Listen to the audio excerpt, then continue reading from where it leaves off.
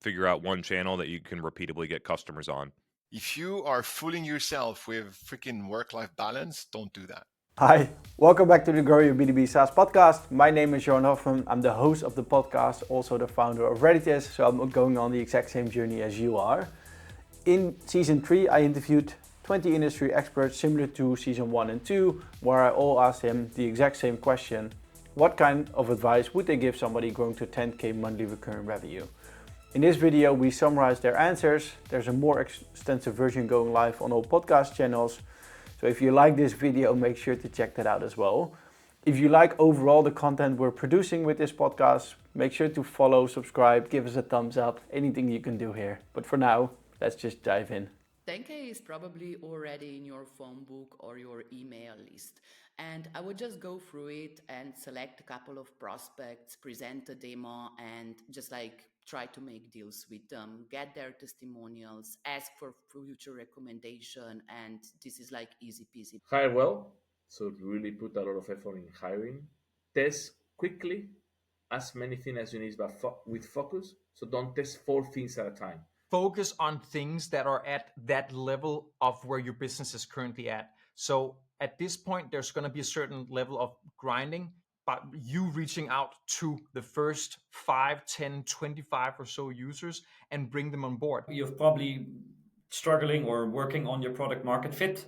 So review your packaging a lot. So the packaging of your SaaS is even more important than pricing at the moment. I would basically in the early, sub 10K MRR be going back and forth between new customer activation and new channel discovery. You really have to validate your price points and you really have to understand what people are willing to part off. You need to speak to clients all the time because the behavior and the value that you're giving and the demands and wishes the customers have, they also change over time. If you're at 10K in revenue, you don't have much. You don't have a team. You don't have any money for ads. You don't have much. So figure out one organic channel that you can repeatedly get customers. That's going to most likely be outbound or an organic social. First bit of advice is to recognize who the players are in this industry and what a referral from them would mean to your company. Put sales technique aside just for a minute and become an expert on your buyer to the point where you can peer into their soul. Speaking to your clients regularly, understanding if clients have left, why they've left, and make sure if they're wanting you to provide additional services and there's other ways that you can help serve them. Who's our ideal kind of user and buyer? Let's get clear on that. Then we go through okay, what could be a compelling offer that we would go through this part. And then what is the experience? How do we get people to deliver that value as soon as possible? And at any stage, if you start feeling oh, we're not getting that much synergy or traction, you just go right back to the vision strategy. Then you go to the user. The ones who are successful, they have tons of conversations.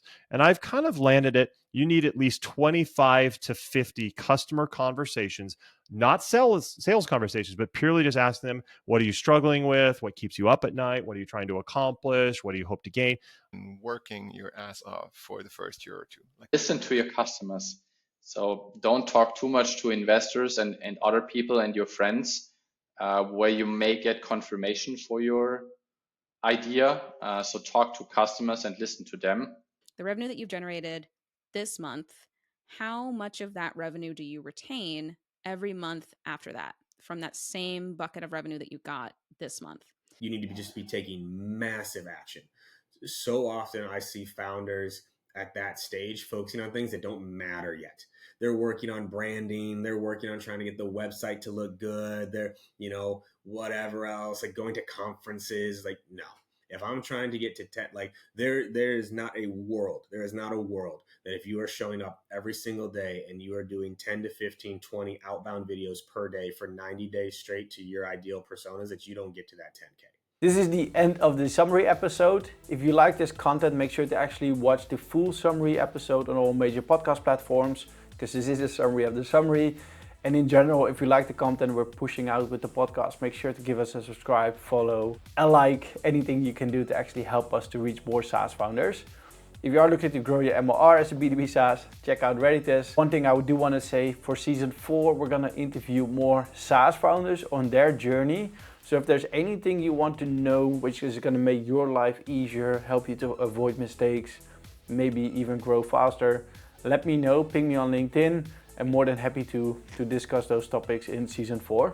For now, have a good day.